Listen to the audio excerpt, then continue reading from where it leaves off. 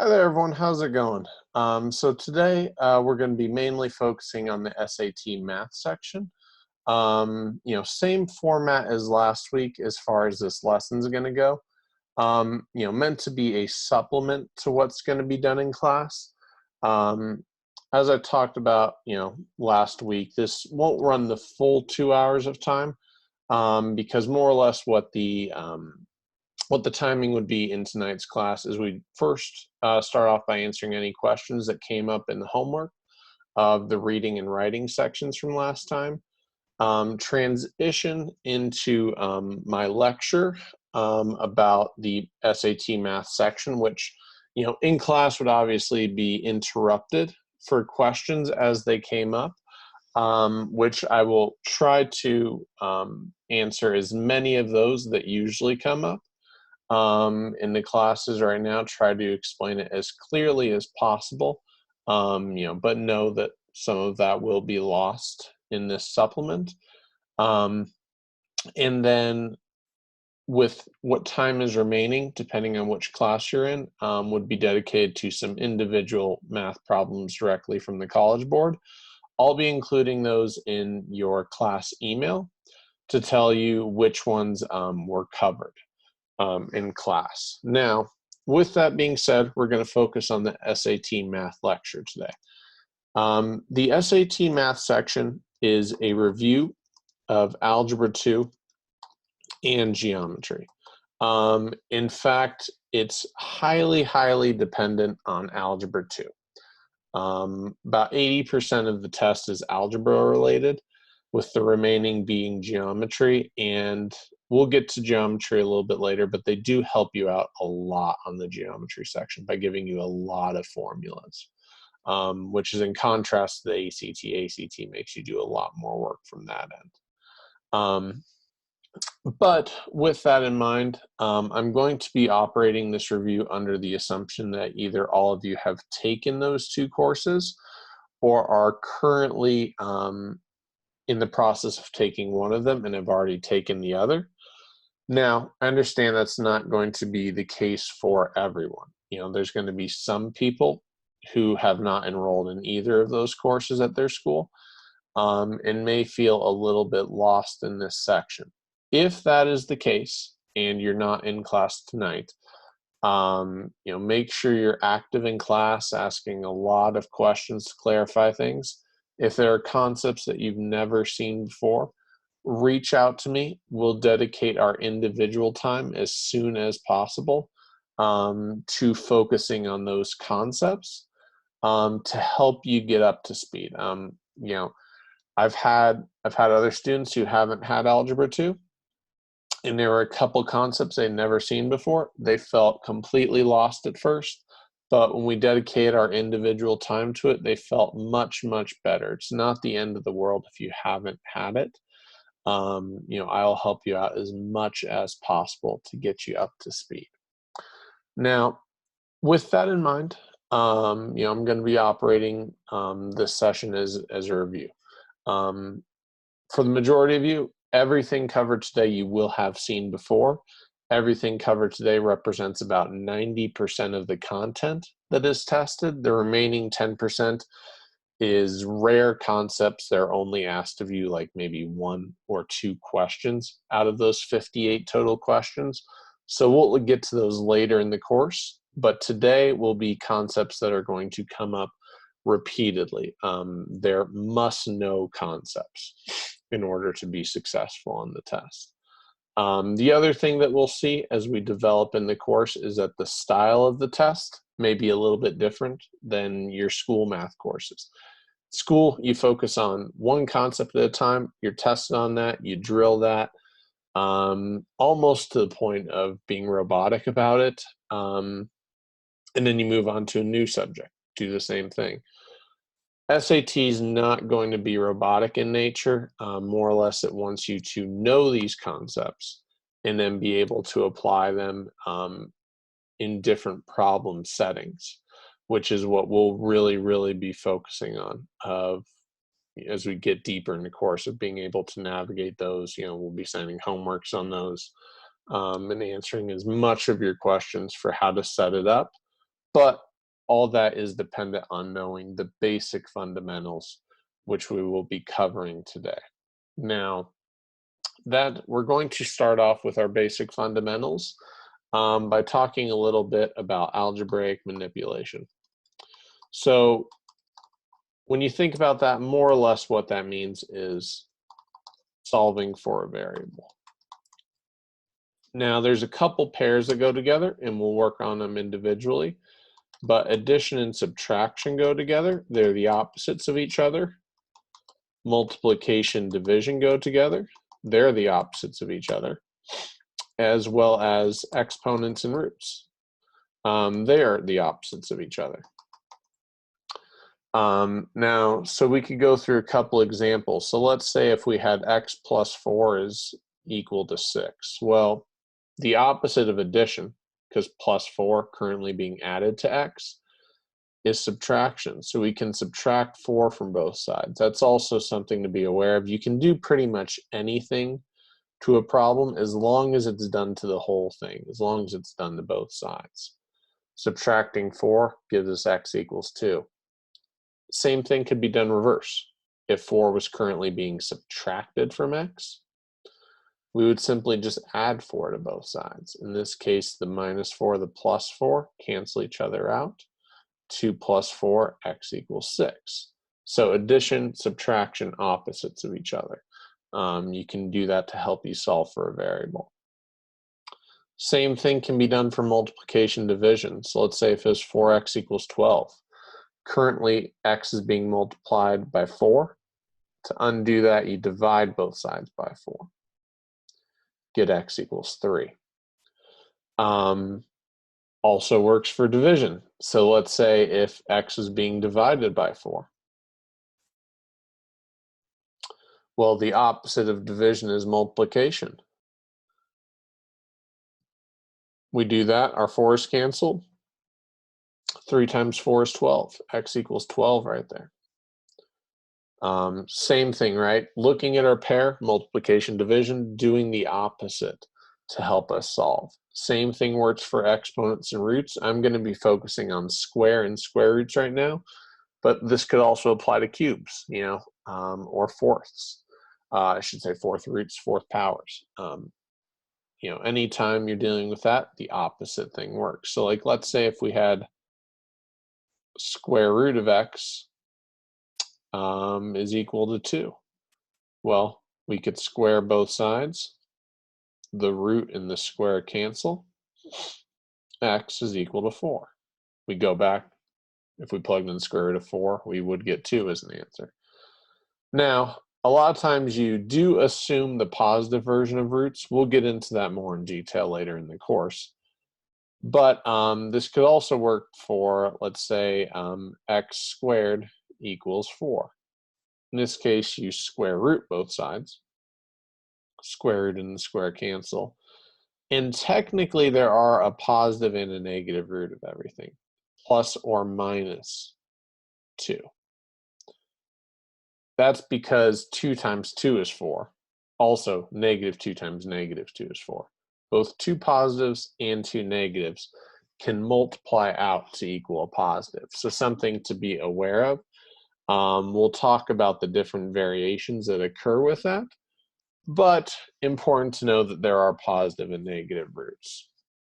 Now, let's say, for example, if we had to do a lot of these at one time, right? So I'm sure many of you are aware of the abbreviation PEMDAS, the P being parentheses, E being exponent, M and D multiplication division, AS addition subtraction, how you go in that order when solving a problem. Well, when doing solving for a variable instead, it's kind of like doing the opposite of PEMDAS a lot of the time. You're working in reverse, you're undoing steps. So like, let's say, for example, if we had a really complicated problem like the square root of x plus 4 is minus 2 is equal to 2, and this is also divided by 2. So if we look at here, there are some invisible parentheses that we need to think about. Basically, everything that's covered by the root is its own parenthesis. Also, both sides of our fraction are their own parenthesis. So we start off by getting rid of our fraction. Now what that means is that we're going to be taking this 2, multiplying it to both sides. So multiplying it to the top, 2, multiplying it to the other side, 2. When we do that, our 2's cancel right here. 2 times 2 is 4. We now have the square root of x plus 4 minus 2 equals 4. We're going to add 2 to both sides, plus 2, plus 2. When we do that right here, we're going to get the root of x plus 4 is equal to 6. Now, going back to this, right, dealing with our root, right, squaring both sides is the opposite of that. Square, square, x plus 4 equals 36. Subtract 4 from both sides. X equals 32. And so we see something very, very complicated right there, right? But by taking it one step at a time, each of the individual steps aren't, terrible, right? And that is going to be a thing that I constantly bring up, right? Is treat things one step at a time. If you try to do everything at once, it's going to be too hard. Stay in control, do things one step at a time. And if we were to go back and plug this in, right? 32 plus 4 is 36. The root of 36 is 6. 6 minus 2 is 4. 4 divided by 2 is 2. So you can always go back and check your work. But that right there is just a general overview of algebraic manipulation. So make sure you're comfortable with all those steps individually, as well as being able to do them as a whole, right? Doing multiple steps at once. I'm going to move ahead right here, but with video, feel free to pause or rewind, to take notes and absorb that at your own pace. So moving ahead, the next big thing is going to be linear equations and inequalities.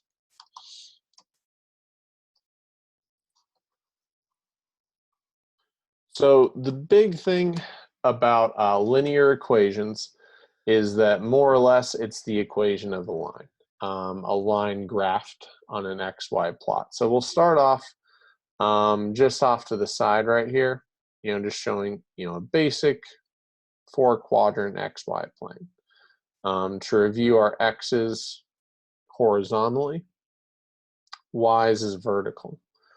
And all linear equations take the slope-intercept form of y equals mx plus b. Y and x are variables. The other two are going to be that m is going to be our slope and b is going to be our y-intercept. So now y-intercept may be fairly straightforward.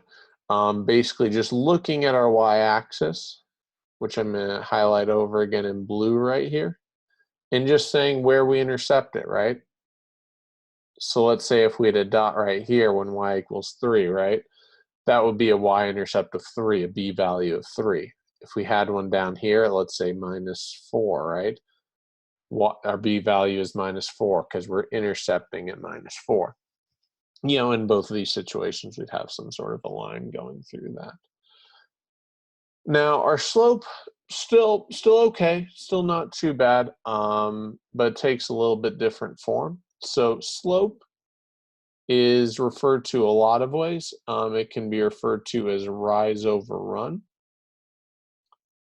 It can also be referred to as the change in y, which change I'm doing by the delta symbol, change in y over change in x. Now, how you get that change is that all you need is 2 points on the line.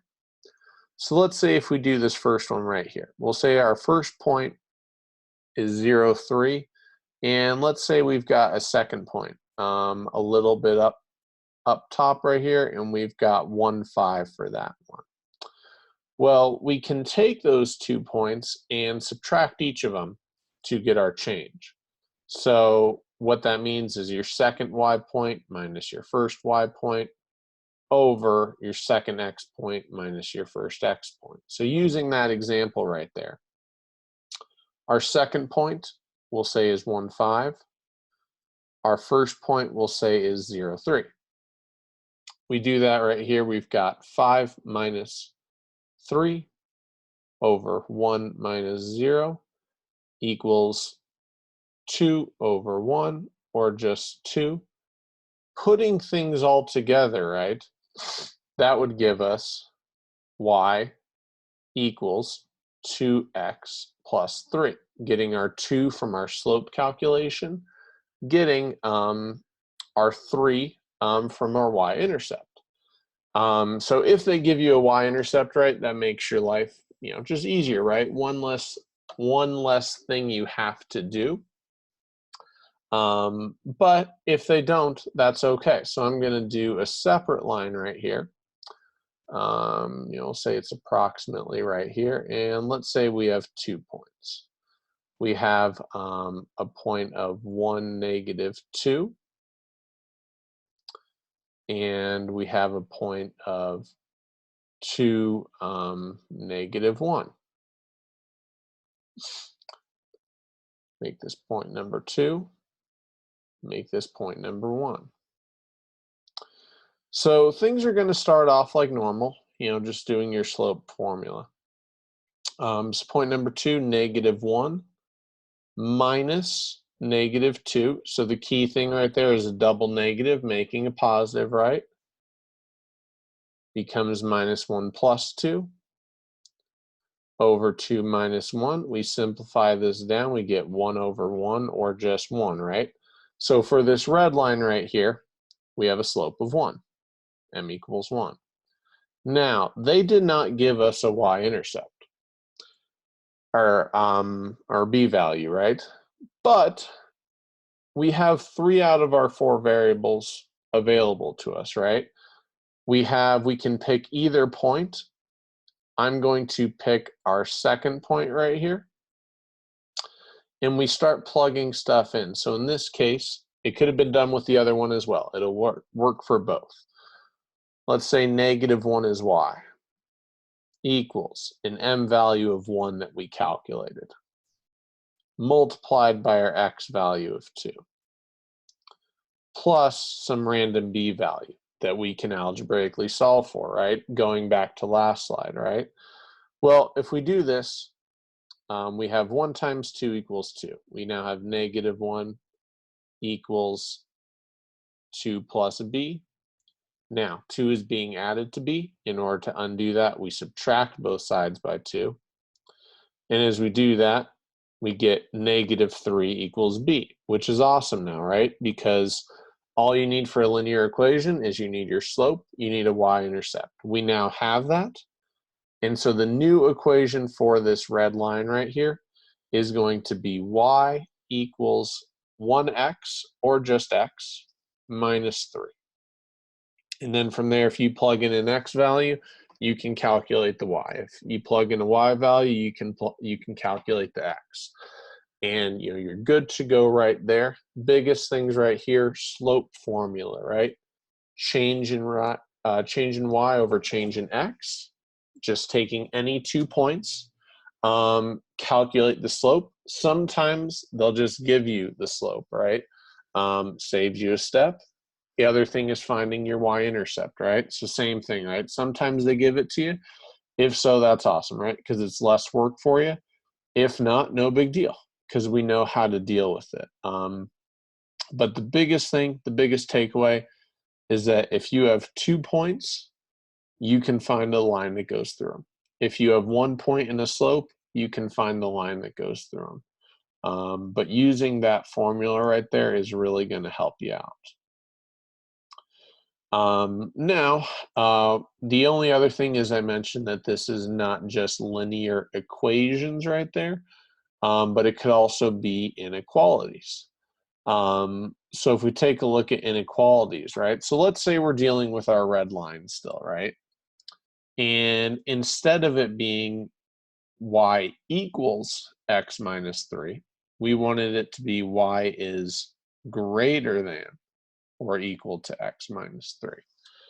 If we're dealing with an inequality, right, this no longer deals with a specific point of solutions, right? So specific points on the line are solutions. Instead, we're going to be dealing with an entire range of solutions. So more or less what that means is going to be shading a complete side of the graph. Now, the easiest thing to do for this is to pick a test point. If the line does not go through the origin, which the origin is 0, 0, and I'll put that on the board right there, the origin, right?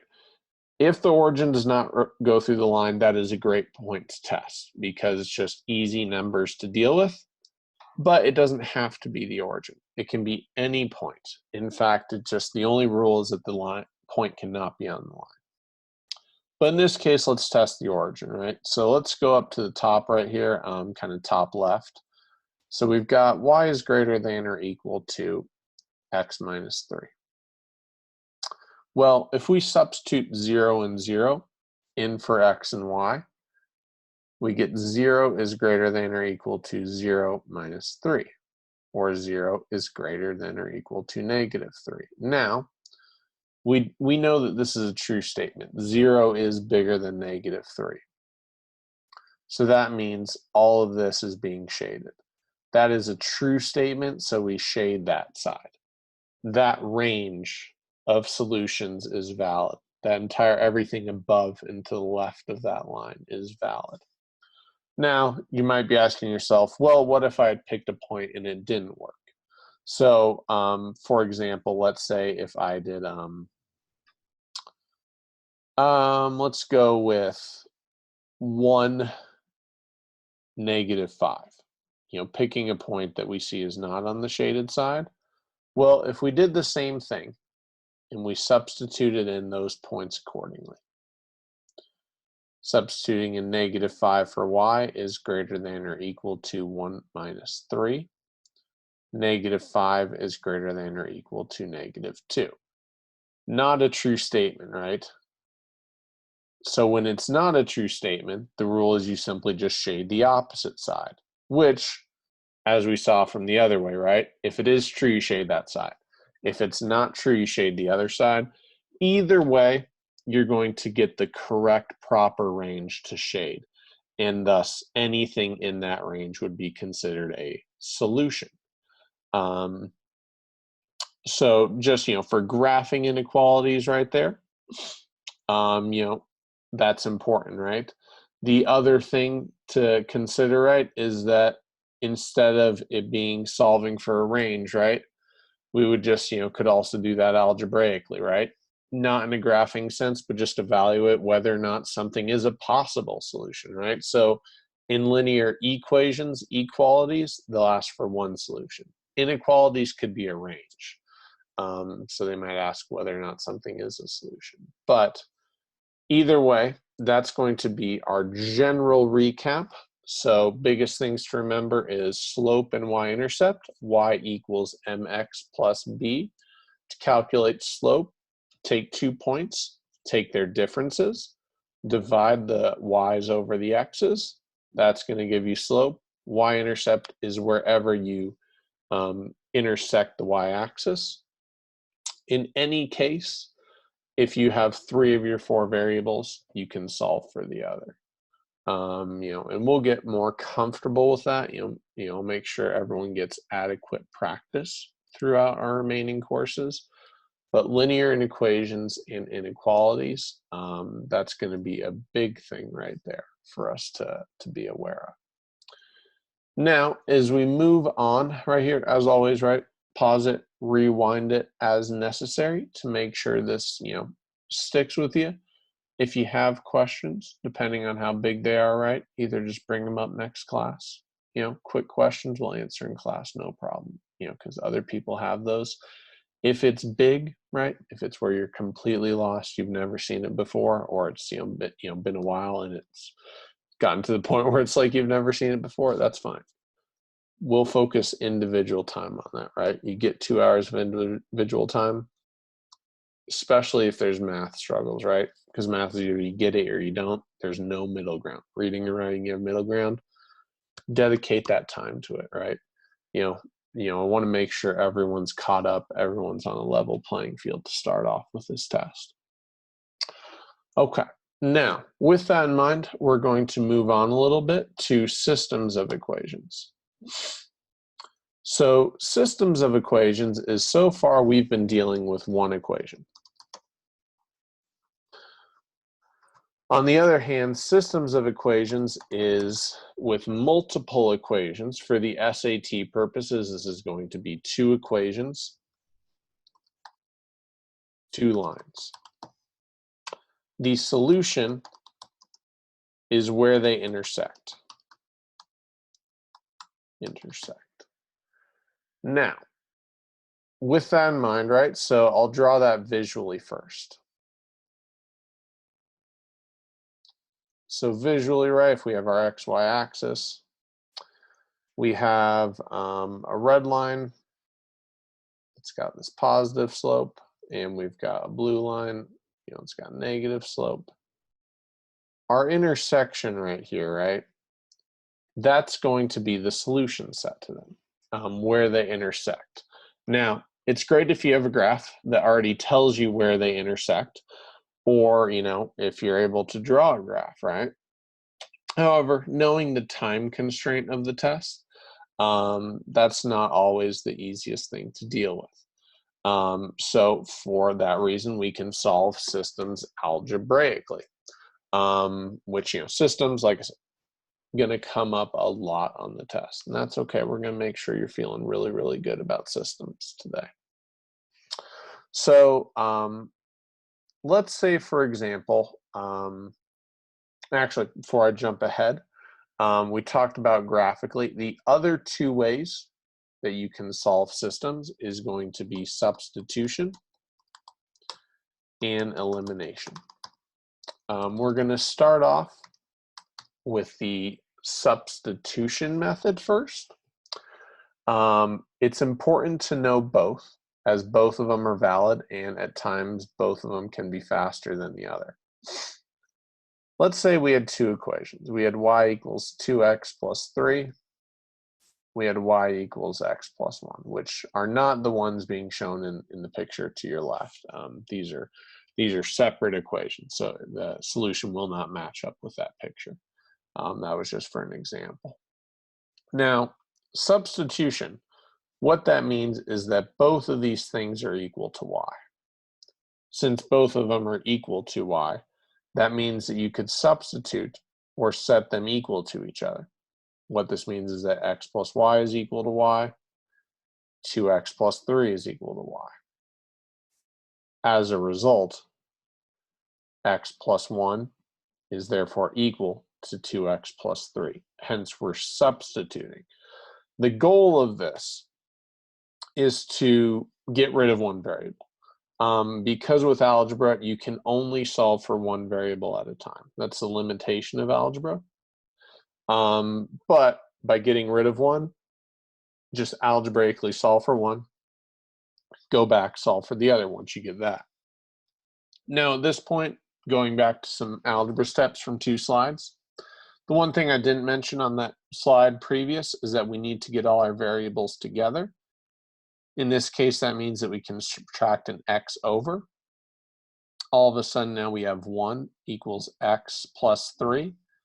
As we talked about, 3 is being added. To undo that, we subtract. X is equal to negative 2. So that's half of our solution. The other half is to get our y. We can plug this into either problem and we'll get the same answer. So let's start with the top one. Y equals 2 times negative 2 plus 3. y is equal to -4 plus 3, y is equal to -1. Also, in the other one, y equals -2 plus 1, y equals -1. Either way, you get the exact same solution, and that's what makes it a system, right? Is that it is the one solution that works for both. If we go back to systems of inequalities, right, tying it back to the previous slide, sometimes you'll have a range that works for both. But the goal is that that answer will work for both. So in this case, our solution would be -2, -1. Now, that substitution right there, it is the easiest form if your variables are already isolated. It gets a lot harder to do substitution when they're not isolated with each other. And so for that reason, we have another form for system of equations. Right here, I'm going to clear the board. We're going to go to our next slide right now, and we're going to talk about elimination, our other technique that we can do. So I'm going to put elimination at the top right here. Elimination. Now, so I'm going to put something up on the board, for example. So let's say if we had -4x minus 2y equals -12, we also had 4x plus 8y equals -24. So in these cases, right, neither variable is isolated already.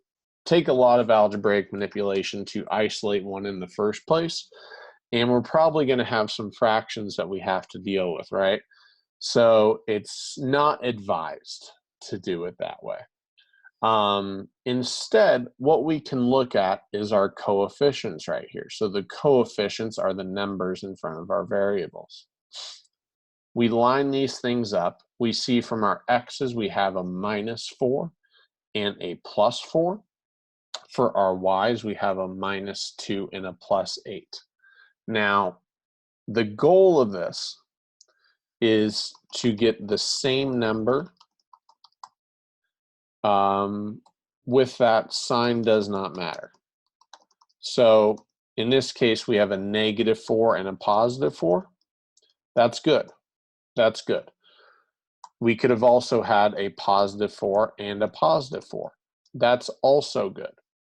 The key right here is that if you have opposite sign, you will add.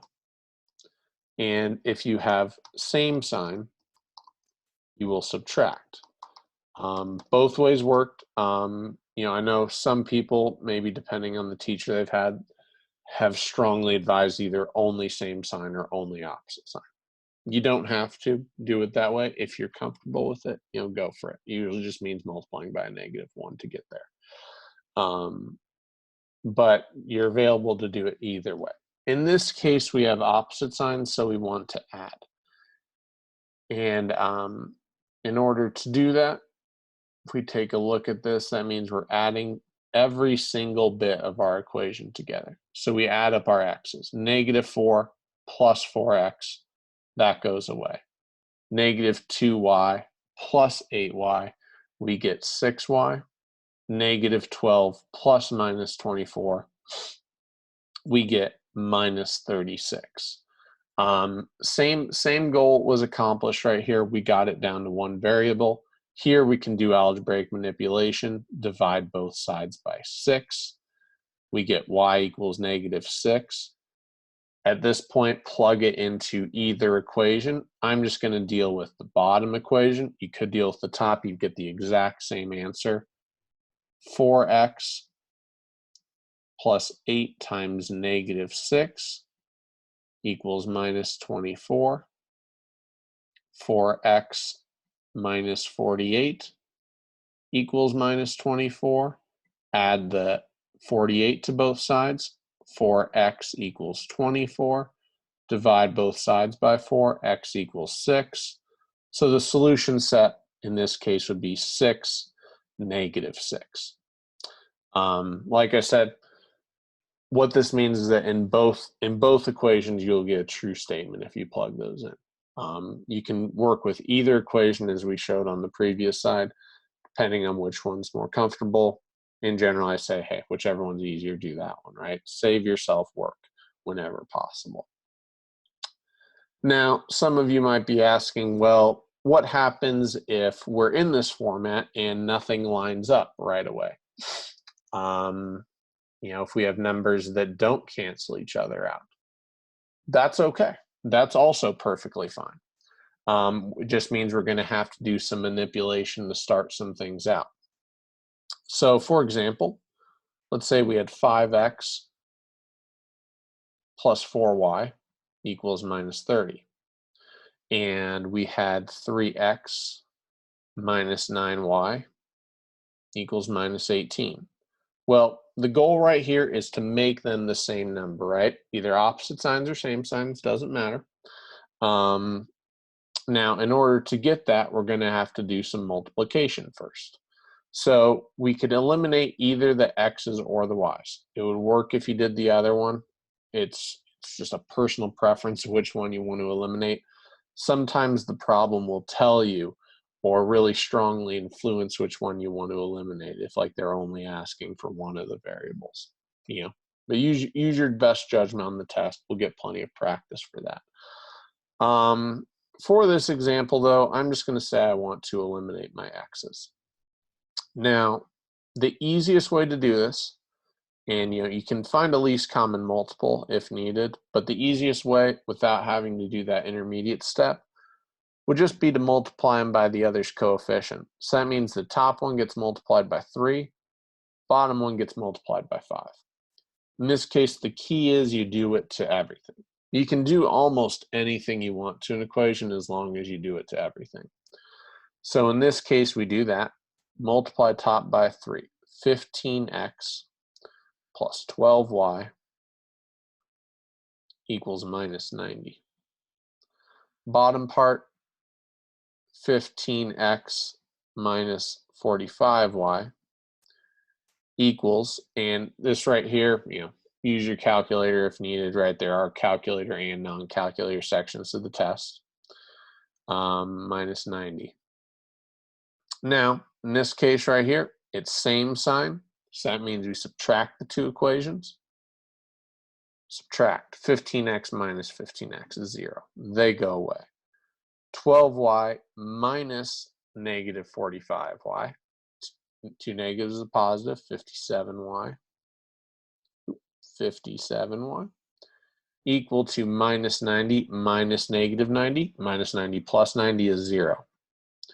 0 divided by anything is 0. Y equals 0. Which, sometimes, I know, if you freak out, you're like, wait, I got 0? No, well, 0 is a number, right? You can get 0. That's perfectly fine. So now we go back, we substitute it into, now we have 4 equations technically that we could deal with. Generally, your first ones are going to be easier to deal with. So I'm going to look at the very first one, 5x plus 4 times 0 equals negative 30. 5x plus 0, or just 5x, equals negative 30. Divide both sides by 5.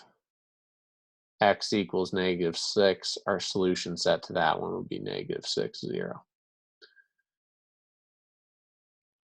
So right there, dealing with our systems right there, to kind of rewind things more or less, we did substitution. If their variables are already isolated, it's easy to substitute. Go ahead, just substitute. If they're not easily isolated and it would take a lot of work and you'd get a messy fraction, have elimination in your toolkit as well. You can either do opposite sign adds, same sign subtracts. You can also multiply equations to get a common value, a common coefficient. So then you can go from there. All of these ways are important. Sometimes one way is easier than the other. Combination of use your best judgment, and we'll be going through problems throughout the course that deal with finding a best case, and a preferred method. In general, my general rule of thumb is If a variable is not isolated, use elimination. 90% of the time, elimination is your easiest way. Substitution can get you the same answer. It's usually just more work. If the variable is already isolated, go for substitution.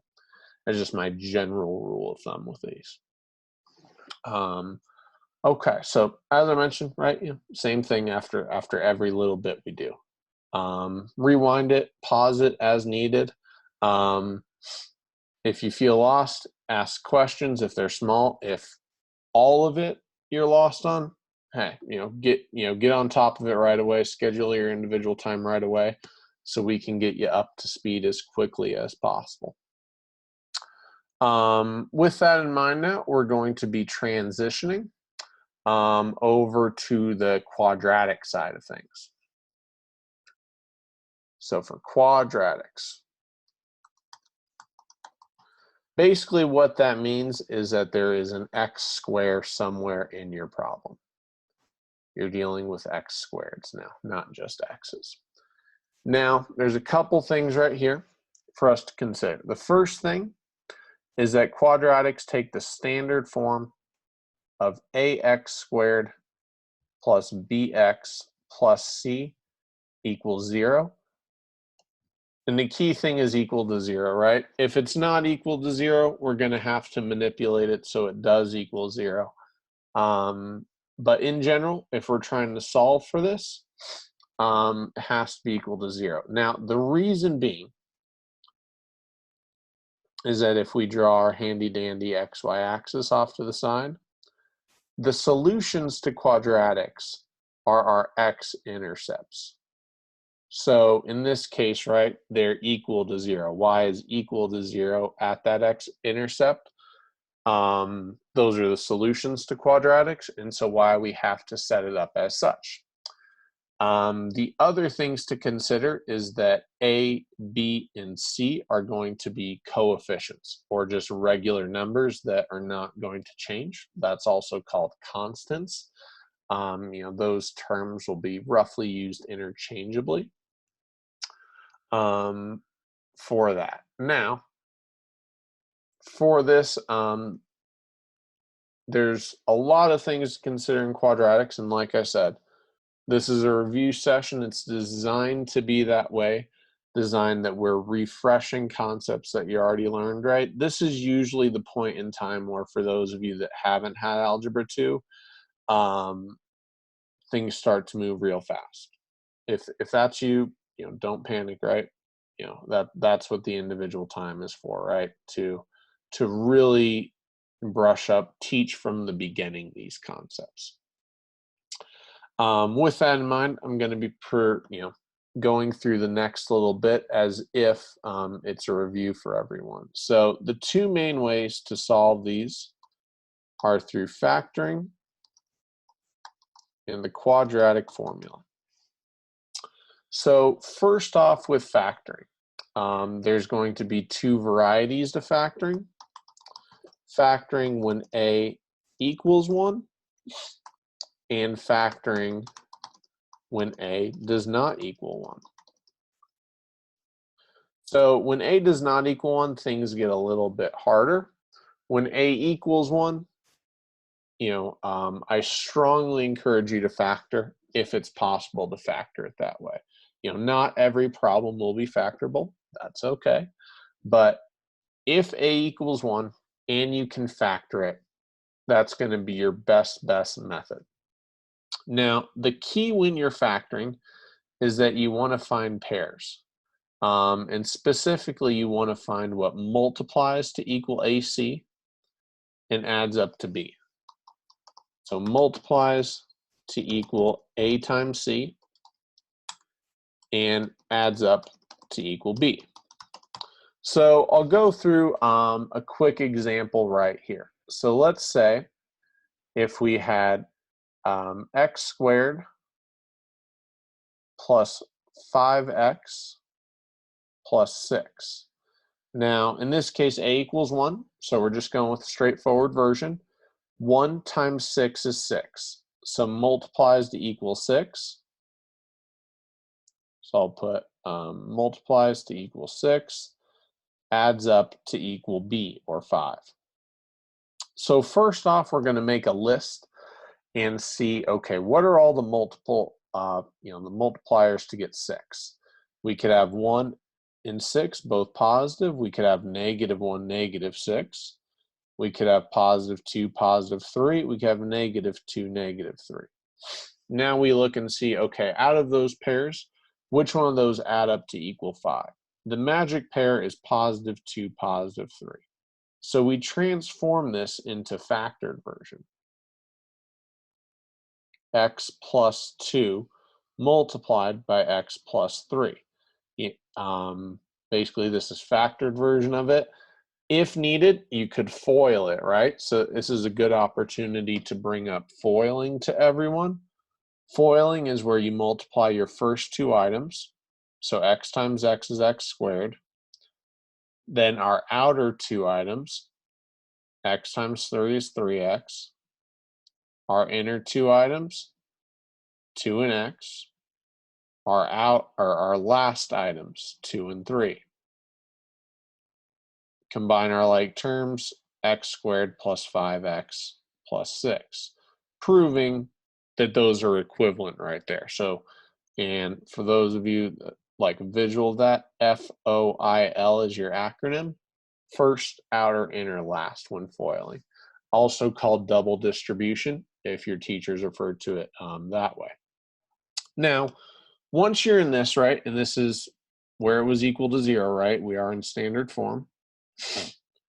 Set each one of these equal to 0, because 0 multiplication rule, anything times 0 is 0. So either one of these can be equal to 0 and it'll work. First one, x plus 2 equals 0. Subtract 2 over. X equals -2. X plus 3 equals 0. Subtract 3 over. X equals -3. In this case, our solution set is x equals -2, -3. If we're looking at the parabola right here, roughly we're looking at something like this. I'll draw it out in blue. If we had an intersection at -2, -3, not necessarily drawing the scale right there, but just to give you kind of a visual picture of that. So right there, out of all the factorings, that one's going to be most straightforward. However, there are other varieties. So if I clear the board right here, and we set up something else. So let's say now we have something where a does not equal 1. Now, our goal is to make a equal 1. If we can make a equal 1, that's going to make our lives a whole lot better. Because we will be getting into a different form of factoring if it's not. So in this case, let's say I have 2x squared plus 22x plus 60. We notice that all of our a, b, and c values share 2 as a common factor right here. That means we can pull a 2 out of all this. The 2 won't affect our intercepts, our solutions. It'll just affect the stretching and shrinking of the graph, how wide, how narrow it is. So we pull out a 2. We have 2x squared plus 11x plus 30 equals 0. Now, once we're in this form, we're just concerned about what's left in the parentheses, right? Technically, you could divide both sides by 2, and that 2 would completely go away because 0 divided by 2 is just 0. 0 divided by anything is 0, just like 0 multiplied by anything is 0. Now, once we're here, we're saying, okay, what multiplies to 30? So we can make our list: 130, -1, -30, 215, -2, -15, 310, 5, 6. And now we look at it, well, 5, 6 is our magic pair, right? 5 plus 6 equals 11. X plus 5, x plus 6. Both of those set equal to 0. We could solve them individually, get solutions of x equals either -5 or -6. Right there, an example where a does not equal 1, but you can transform it so it does equal 1. Much easier to do it that way. One of the first things you should look for is if you can make it equal 1. It's going to save yourself a lot of time, a lot of effort. With that in mind, right, sometimes you just get to a point where it's set up where a doesn't equal 1, and you can't make it equal 1. So let's say if I clear the board right here, and we've got something like 3x squared minus 2x minus 5. They don't share anything right here. 3, 2, and 5, there's no common factor between them. You're stuck the way it is, right? Now, if we go back, right, we're trying to get what multiplies to a times c. And that's why I always taught it in that way, right? Get you in the habit of a times c, even though when a equals 1, it's just c, because it's 1 times c. But in this case, a times c, right? We've got 3 times negative 5, or we got negative 15 right there. So we make our list, right? We've got 1, negative 15, negative 1, positive 15, 3, negative 5, negative 3, positive 5. And we see, okay, now what adds up to negative 2, our b value? In this case, that's going to be 3 and negative 5. Now, this is where things change. It diverges a little bit from when a equals 1. We're going to have to do an intermediate step. And this is where also there are different curriculums. There is more than one way to solve it from here. I'm going to teach the splitting the b method. If you do the box method, it's not wrong. If you have no idea what I'm saying when I say box method, that's fine. You don't have to know box method. Either way works. The only way I teach the splitting the b method is that this method can apply to cubics, which we won't cover today. It'll be covered later in the course. But if we look at this right here and we split our b into the two terms, now what that means is that 3x squared plus 3x minus 5x minus 5. Now, at this point, 3x minus 5x is equivalent to negative 2x. It's still equivalent, but we're able to factor by grouping. We have two groups that we can deal with right here. First off, our 3x squared plus 3x. In each case, we're going to be looking for something that they share. So for 3x squared and 3x, they both share a 3x. If we factor that out, 3x squared taking out 3x, there's still 1x left. 3x, take out the whole thing, what you're left with is 1. Test that out, 3x times x is 3x squared plus 3x times 1 is just 3x. So proving those were equivalent and proving why you have to keep that 1 in there. Without that 1 in there, it dramatically changes what it is, right? So 3x got pulled out, x plus 1 is left. Now if we look at our other one, we have a minus 5x, we have a minus 5. They share a minus 5. If we pull out a minus 5 from that, we're left with an x plus 1. This is where factor by grouping starts to circle back around, and why we do it this way. Because one of our factors is what's going to be repeated. Our x plus 1 is repeated, so x plus 1 is one factor. The other factor is what's left on the outside. 3x minus 5 was on the outside. 3x minus 5 is your other factor. It was still all the time it was equal to 0. And we have two things that we can individually set equal to 0. So if we have x plus 1 equals 0, subtract the 1 over, x equals negative 1. 3x minus 5 equals 0. Add 5 over, 3x equals 5. Divide by 3, x equals 5/3. The two solutions on this were negative 1 and 5/3. So right there, like I said, it gets a little bit more complicated when a does not equal 1. Still very doable. At this point, also kind of things to consider of what works best for you, right? If you never enjoyed factoring when it's not equal to 1, you don't have to cram for it right now because there is the alternate solution that I'm going to be getting to on the next slide. If you're comfortable with this, though, it is still the quickest method. But there is an alternate. In fact, that alternate will come up in 2 ways. So if I clear that slide, and now we get to talk about our quadratic formula, which for some of you love the quadratic formula. Some of you hate the quadratic formula. Whatever side of the camp you fall in, you just have to be able to use it and navigate it. You know, if you prefer factoring, do factoring, right? If you hate factoring, you're going to have to rely on the quadratic formula. So basically there's 2 uses for it. It's if something is not factorable, you're going to have to use this. By not factorable, I mean no whole numbers. Or if you prefer not to factor, or if only concerned about how many solutions,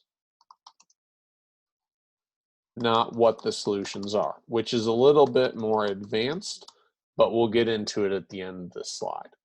Now, using the same standard form of if we have ax squared plus bx plus c equals 0, we're going to be referencing those a, b, and c values. So to start off with, the quadratic formula is as follows. X equals negative b over 2a plus or minus the square root of b squared minus 4 times a times c all over 2a.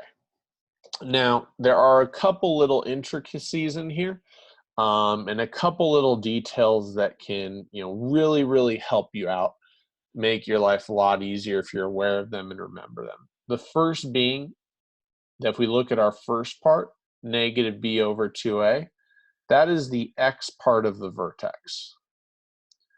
If you know that, you can plug that number in for x, substitute it into the formula to get your y part of the vertex, which we'll get to a little bit later for vertex form. But be aware of that. That first part is also used for the vertex formula. The second part that we're going to concern ourselves with is the b squared minus 4ac. Now, right there, that's called the discriminant of the formula. And why it's called the discriminant is, as I mentioned, right, if we're only concerned with how many solutions we have, not necessarily what those solutions are, we only have to look at the discriminant. We don't have to do the whole thing, because if the discriminant is positive, we have 2 real solutions. If it is 0, we only have 1 real solution. If it is negative, we have 0 real solutions, but 2 imaginary solutions. Now, what that means is that you're going to get an I in your answer if you go all the way out, which I is an imaginary number. I is the square root of -1 because you cannot take square roots of negative numbers.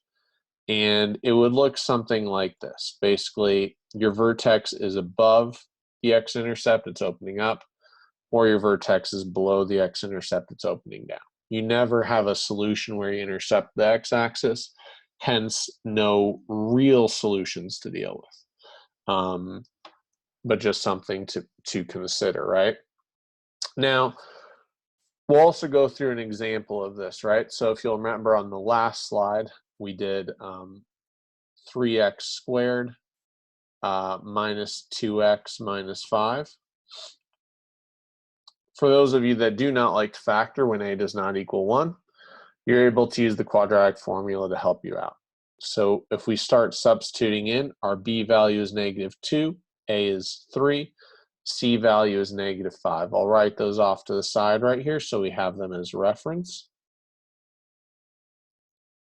And this is where you'll see where, it works this way. It's just a little bit more time consuming than factoring, but you still get the right answer. So it's not necessarily a problem by any means. So x equals negative b. So now that's positive 2 over 2a over 2 times 3. Plus or minus the square root of b squared, negative 2 squared minus 4 times 3 times negative 5, all over 2 times 3. Well, we start to simplify this out right here. We start using PEMDAS and basically order of operations to help us through this, right? For first off, on our vertex part of it, we get 2 over 6, or just 1 over 3, plus or minus the square root of negative 2 squared is 4, minus 4 times 3 times minus 5 is going to be positive 60. All of this over 6.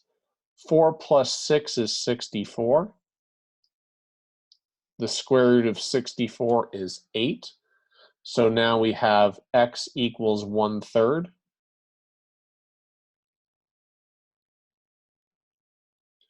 Plus or minus 8 over 6, which can be simplified down to 4 over 3. Now, if we do this right here for the first one, 1/3 minus 4/3, that's going to be negative 3 over 3, or negative 1, which is the same solution we got via factoring. Or you can also do 1 plus 4, 5 over 3, which was the other solution we got. So that's just kind of a proof that it works either way. You can do quadratic formula, or you can factor. You're going to get the same solution. You're going to be good to go. Now, a couple other things that might have come up right there, right, is that factoring, right, not factoring, fractions, two F words in math that, most people don't like, right? But for fractions, right, that'll transition us over into our next topic. So put a bookmark on that. We'll get to that in 2 slides. The only other thing that I want to deal with in quadratics before we move on is that there is one other form for quadratics. We've shown standard form.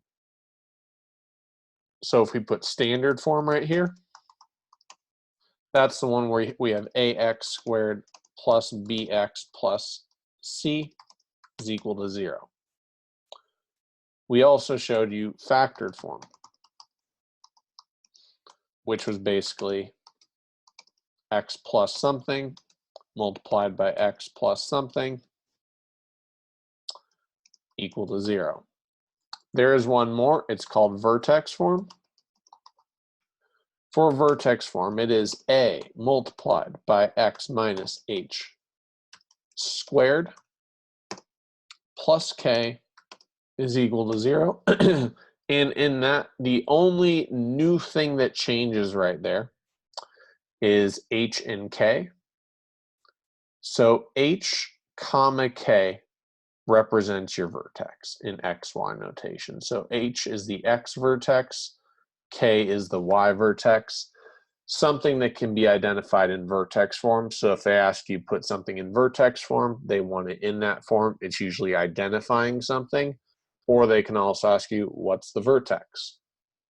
Reference that, right? They'll give you that. They'll ask you to find the vertex from there. Only other thing right there just to be aware of is that the c value in a quadratic is equal to the y-intercept. So just a couple side notes on quadratics to be aware of.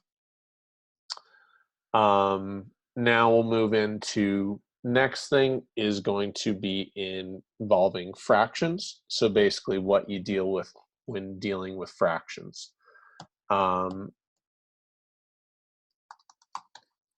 So first off, for adding and subtracting, The key thing is that the denominators, or basically the bottom half, must be the same. So going back to, like, the last example that we did with the quadratic formula, right?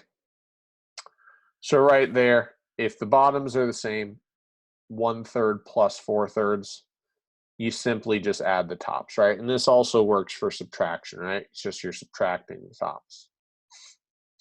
Now, things get a little weird if they're not the same on the bottom, right? Let's say you had 1/2 plus 2/3, right? In this case, you can't just add across and call it good. You have to make sure that the bottoms are equal to each other. Just like we did with systems of equations, easiest thing is just to multiply top and bottom of one by the bottom of the other. In this case, multiply by 3/3. On the other one, multiply by 2/2. Anything divided by itself is equal to 1, so you're not changing value of it. When you do this, that becomes 3/6 plus 4/6. And now at this point, you're able to add across 7/6. Right there, only thing is, right, once you got the denominators same. Once you got them the same, you're good to go. You just have to do that first. The other things to consider, right, is going to be multiplication / division. So multiplication, probably the most straightforward, the easiest one of all of them, is it simply you just multiply what's on top, multiply what's on bottom. Think of it as two separate equations. So like 1/2 multiplied by 2/3, right? In this case, you don't have to do anything. You just multiply the top. 1 times 2 is 2. Multiply the bottom. 2 times 3 is 6. 2/6. And simplify accordingly. Equals 1/3. The tricky one is when you're going to be doing division. And this also applies to, if we went back to, right, undoing fractions, right, you would have to follow this step. So for division of fractions is going to be same as multiplying by reciprocal. So for those of you who don't remember the term reciprocal or need a little bit of a refresher on that, not to worry, I'm about to show you. So let's say if we had 1/2 divided by 2/3, which that just looks really messy, right? Fractions are hard enough in themselves when you have multiple fractions going on. That's too much, right? So reciprocal is just flipping the top and the bottom.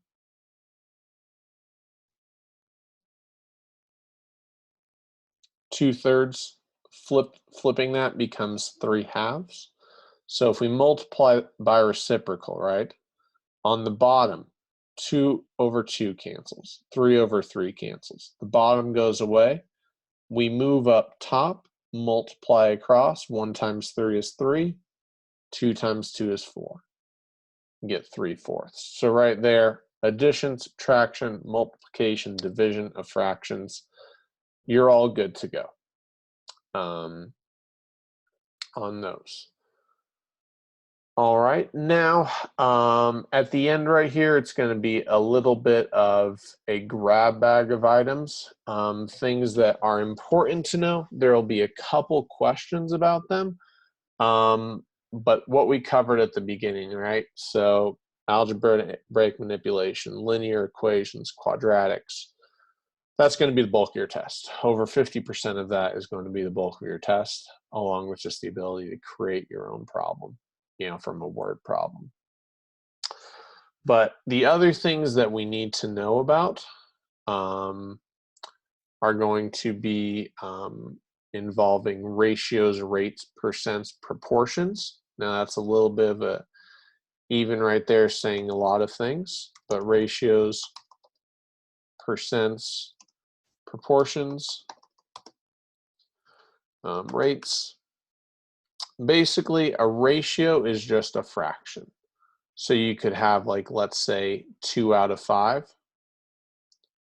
Now, in order to convert that into a percent, let's say, right, You just divide 2 by 5 in your calculator, that's 0.4. That's the decimal version. To multiply it into percent form, you multiply that by 100 or 40%, showing that basically that ratio, the decimal form and the percent form are all equivalent. Now you could also have a proportion, like let's say x over 2 is equal to 2 over 4. If you have two ratios equal to each other, the quickest way to do it is just cross multiply. You could do it individually by your other steps, right, that we showed you earlier on. But here, 4x equals 2 times 2. Right here, we get 4x equals 4. Divide by 4, x equals 1, which basically 1/2 equals 2/4. That holds true. Just kind of being aware of how to do those, knowing that they will be on the test. Other things that are going to be on the test that are going to play a big role is going to be data interpretation. So basically what that means is if you have a chart, can you read it? Can you take information out of a chart, navigate a chart to pull out what's relevant? With that, you're also going to have probability, which probability is just a simple thing. It's basically your successful outcomes or desired outcomes out of your total outcomes. So for example, you know, let's say there are 5 marbles, 2 are red. Probability of getting a red marble is the successes, right? So that's 2 reds out of 5 total. 2/5, 0.4, 40%. Other things to be aware of on the test is going to be mean, median, mode, range, and how to calculate each one of them. So mean is going to be statistical average, which is basically your sum of all items. So sum is adding, dividing by number of sample. So for example, if we do one off to the side right here, let's say we had the numbers, let's say we had the numbers of 3, 4, and 5, and we wanted the average of them. Well, we add 3 plus 4 plus 5 and divide it by 3 because there were 3 numbers in there that we're taking, number of your sample. 3 plus 4 plus 5, well, that's going to be 12 divided by 3. Our average is 4. For the median, if we take a look at median, that is the middle number when listed from smallest to largest. So same thing right there, right? If we were doing smallest to largest, 3, 4, 5, our middle number would be 4. If we take a look at mode, what that means is most often. So in this case, there's no mode, right? But if we had had it another 5, our mode's 5. The number that's the most often. Your range is going to be your high minus your low, just the highest number minus the lowest number.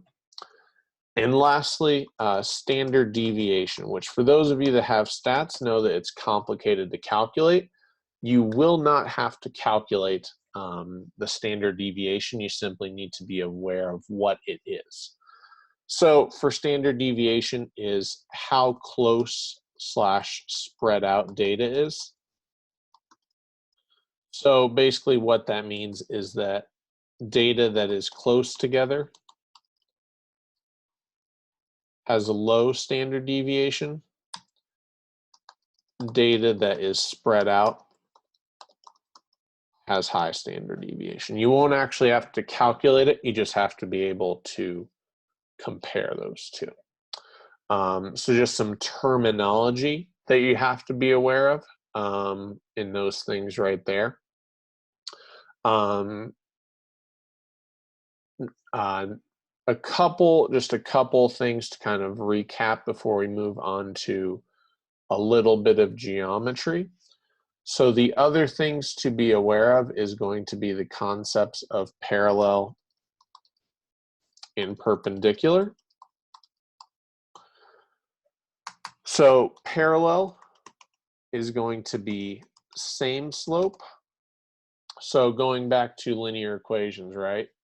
Parallel is same slope. They have different y-intercepts.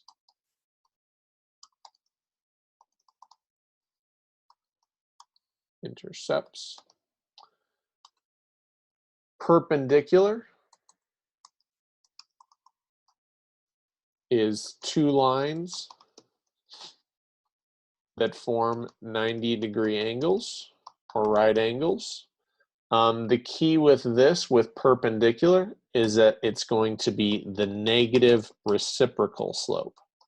Now, we talked a little bit about reciprocals earlier. So basically what that means is, I'll put an example right below it, is that if we had something along the lines of y equals 3/2 x, something that's perpendicular is the reciprocal of that, y equals 2/3 x, and then make it negative. So negative 2/3 x would be the true reciprocal of that. If it was negative, it will be positive, but negative reciprocal. Other things to note, that for systems, if we apply these items to systems, parallel lines have no solution. The same line will have infinite solution. So I'll do a couple examples right here just to demonstrate that. First off, with parallel in the blue. Parallel in blue, actually we'll go with black. We'll say blue for same line. So we have y equals 3x plus 1, y equals 3x plus 2. If we eliminate right here, 0 equals -1. Not a true statement. That's an example of parallel lines. They have the same slope but different y-intercepts. They form not a true statement. I'll put an x through that, right? X through that. No solution in that case. The same line is basically, which I'll put in blue, is basically if we have multiples, right? Like y equals 3x plus 1, 2y equals 6x plus 2. So you do the same thing, right? Try to find a common coefficient, which would mean multiplying the top by 2. We do that, multiply the top by 2. We get 2y equals 6x plus 2. 2y equals 6x plus 2. Subtract those out because they're same sign. 0 equals 0. Because those are equal to each other, 0 equals 0, that's going to be the same line. Infinite solutions, they are the same line. Whereas when you get something that doesn't equal to each other, that's a parallel line. All right, so that's going to be that. Parallel lines, infinite lines. Lastly, geometry. So the key with geometry is that they will give you, so on the reference page, which if you're open to the test, first page of the math test, there's a reference page that has area, volume, Pythagorean theorem, special right triangles, degrees, radians. We'll get into all of those as problems come up about them, but because they're given to you on the reference page, they're not less important, but because you have them, you have that to fall back on. You have the reference page to fall back on. The two things that it doesn't give you, also circumference is on there. The two things that it does not give you is the relationship between arc and angle. So for circles, the arc divided by the circumference is equal to your degrees out of 360. So that's an important proportion to know, not given to you on the reference page. The other thing is going to be your sine, cosine, and tangent for triangles. So sine is going to be your opposite over your hypotenuse. Cosine is adjacent over hypotenuse.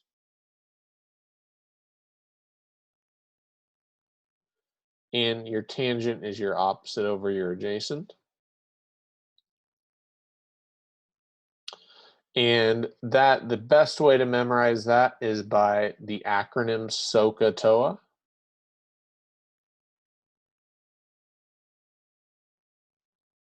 And you won't have to go more advanced than that for those of you that have had trig. There is not advanced trig on here, just simply sine, cosine, tangent, SOHCAHTOA. So those are the two things that are not given to you on the reference page. So I bring them up right now because you will have to utilize them. As we get into class, we will go through plenty of example problems. I'll even email you out specifically if there was time tonight to get through problems, which problems we covered in your group class. And things will make a lot more sense once you actually start doing problems and building that repetition. But today was basically just a general review of basically 2 years of math covered in 2 hours, which was slightly less in this supplement because it doesn't take into account all the questions that would happen in a normal class, but this is the same material covered in class. A lot of our work moving forward is once we build these fundamentals and these fundamentals are in place, is be identifying problem types, looking at word problems, timing, and strategy, which is really going to be key for different levels, right? Depending on what your goal is, there are different timing and different strategies in place to maximize your score, but that's something that we will discuss in both individual sessions and in a group setting to help all of you achieve your maximum possible math score for you. So that's going to wrap up the SAT Math Supplement for all of you that weren't able to be in class on our Tuesday the 13th class. And I look forward to going over more math as we work through the course together. All right, hope everyone has a good day. I hope to see everyone on Wednesday the 14th and the remaining 4 sessions we'll have after that. All right, bye everyone.